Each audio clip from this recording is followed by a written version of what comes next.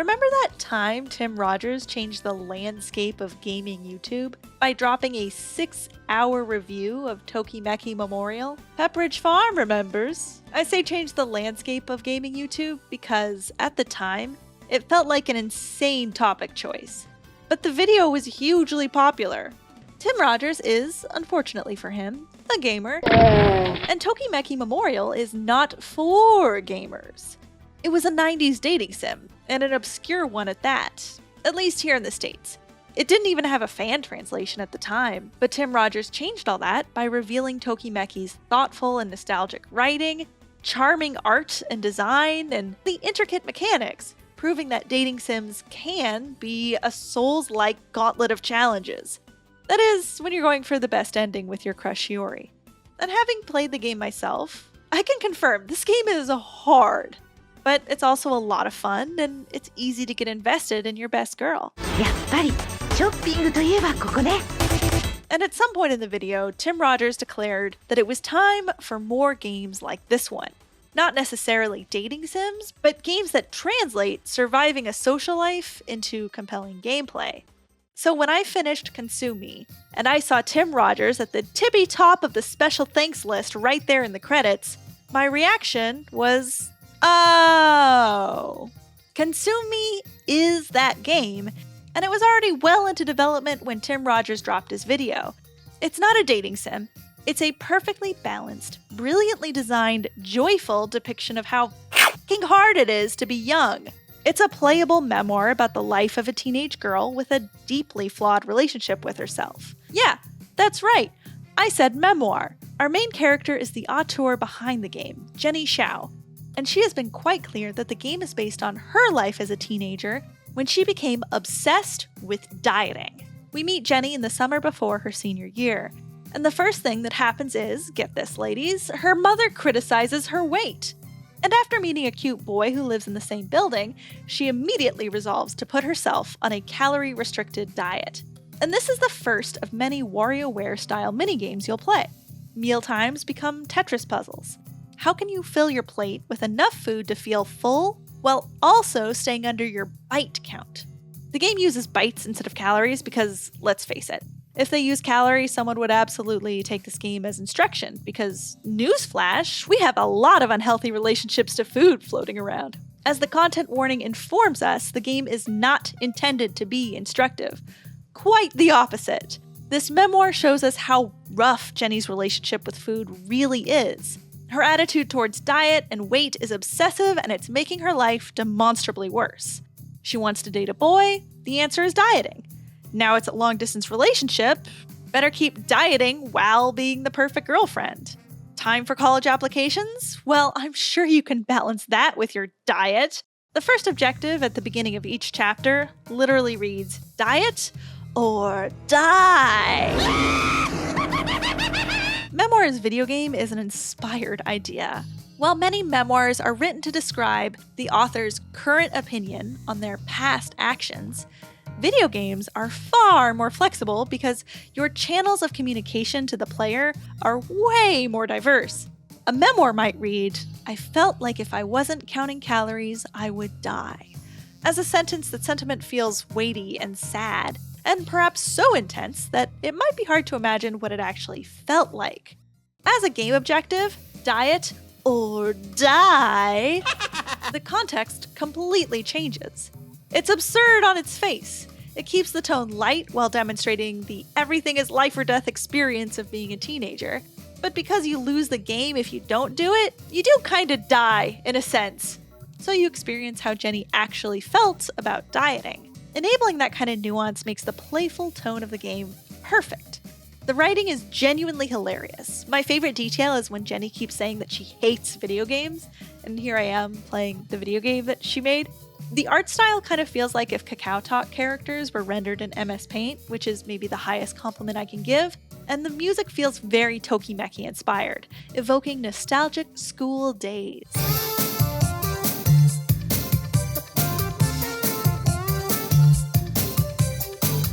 Meanwhile, the gameplay is a layer of life sim mechanics that also feel very Tokimeki, but beneath that, each activity pairs with a different WarioWare style minigame.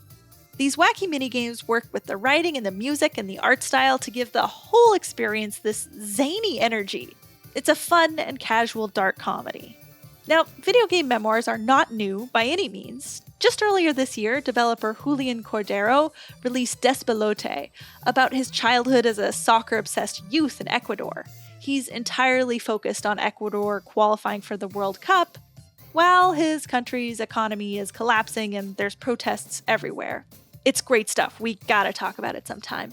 But what Consume Me offers is an addictively tight gameplay loop that exists in perfect harmony with the story it's trying to sell because it leverages every aspect of its design to do exactly that: tell a story. The minigames are hilarious and chaotic. That, again, evokes this experience of being a teenager. The nostalgia, the confusion, the awkwardness, and the reality that, even though it doesn't feel that way, the stakes aren't actually all that high. Meanwhile, the life sim has you dividing up your limited time between tasks in order to complete the chapter's goals, and it's genuinely stressful. Every chapter I felt like I was barely going to make it through, just like Jenny did. When you fail, you wake up in your bed, and the failed week was just a nightmare. Because, of course, it didn't actually happen that way. And, of course, you're having stress dreams about failing. Rather than relying on the prose of a book memoir to convey that stress, she's just going to go ahead and make us feel the stress for ourselves. And this makes for a much more empathetic experience. We gain a deeper understanding of Jenny's youth, while at the same time enjoying an engaging breadcrumb trail of gameplay. It makes me not only want to learn what happens to Jenny, but keep living her life because it's not actually my life, so it's kind of fun, just like reading a really funny memoir. Each chapter begins with a conversation with Mirror Jenny, who I would describe as ruthless. Conversations with Mirror Jenny are funny, but the comedy often comes out of how unrealistic Jenny's expectations are for herself. Mirror Jenny assigns each chapter's game objectives, and this gives us the opportunity to witness the kind of thoughts that are going through her head. We experience firsthand the actual weight of these expectations as the objectives pop up on the screen. Dude, I barely got through the last chapter. What is all this? It also serves the memoir that we clearly see where all Jenny's unrealistic expectations are coming from: within herself. Sure, her mother is critical, but also supportive when it counts most. Jenny's peers are framed as competitors at first, but they're revealed to be just as lost as she is. As she enters her senior year and then college, she's acutely aware that she's taking on more and more responsibility, and this stress is manifesting in her ability to see herself and others clearly. Maybe that's best illustrated by Jenny's dreams, where you pile more and more on a giant plate until the ground cracks and she falls through. It all becomes so literal. Meet your expectations, or die. Or maybe it's best illustrated by the title of the game, Consume Me. It starts as a game about dieting, but ends up as a story about how we become consumed by our own expectations, and our sense of identity becomes unavailable to us under the weight of who we think we're supposed to become. This game was honestly a pretty intense experience as a lady who was not doing great during that exact same age range, for some of the same reasons. Get a boyfriend, college applications, grades, this constantly increasing pressure, all while absolutely, completely, 100% convinced that I'm a fat pig completely unworthy of love. Yeah, I've totally been there. And for how common this experience is, it's a story that doesn't really get told often enough, especially in games. It's a super fun game, but it's also an unflinchingly honest memoir about how cruel girls are to themselves.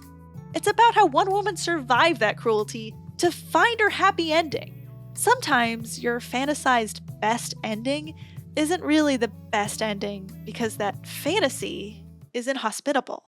The best ending is one where you feel at home in your own skin, where you celebrate your victories, your connections are honest and strong, and the things that strengthen you are with you in abundance. In the game, Jenny's pet Pomeranian is always nearby. Even at school, he pops up to sneak food off your plate.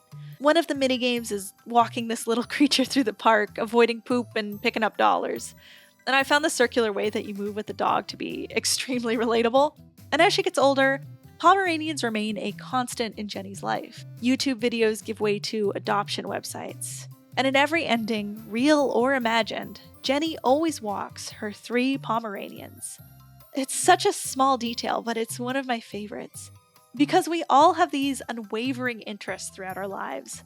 Things that seem like barely noteworthy details from the outside, but things that are so core to us and so constant. These are the things that help us, that help me, survive until tomorrow. And by just surviving until bedtime, by being brave enough to look at myself in the mirror every morning, I'm one step closer to that day where the mirror looks back, not with judgment, but with acceptance. That's the ending that Jenny gets. After all, she just released a new game, and it totally rules. And what got her there? Well, a lot of things, and a lot of people, but wherever she was going, one thing always got her to bedtime. And that was taking these adorable doofuses for a walk. And that's something I can definitely relate to.